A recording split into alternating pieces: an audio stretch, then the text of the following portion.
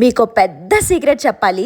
ఇది మాత్రం మా హస్బెండ్ కి దిమ్మ తిరిగిపోయే సర్ప్రైజ్ అనేసి చెప్పాలి. నేను మా హస్బెండ్ కి తెలియకుండా ఇంత సీక్రెట్ గా బయటికి వెళ్ళడం మాత్రం ఇదే ఫస్ట్ టైం. మరి సర్ప్రైజ్ చేయాలంటే కొన్నిసార్లు ఇలా చేయడం తప్పదు కదా. ఈ న్యూ ఇయర్ కి మా హస్బెండ్ కి రాయల్ ఎన్ఫీల్డ్ బైక్ గిఫ్ట్ చేసి సర్ప్రైజ్ చేద్దాం అనుకుంటున్నాను. లక్కీగా షోరూమ్ లో నాకు కావాల్సిన వెహికల్ రెడీగా ఉంది. మేము డిసెంబర్ 23rd కి వెహికల్ బుక్ చేయడానికి వెళ్ళాము. డిసెంబర్ 31st వరకు మీకు డెలివరీ అయిపోతుంది అని చెప్పారు. మరి ఈ 10 రోజులు ఇంత పెద్ద సీక్రెట్ ని మా హస్బెండ్ దగ్గర ఎలా దాయడం? వెంటనే ఫోన్ పాస్వర్డ్ చేంజ్ చేసేసాను.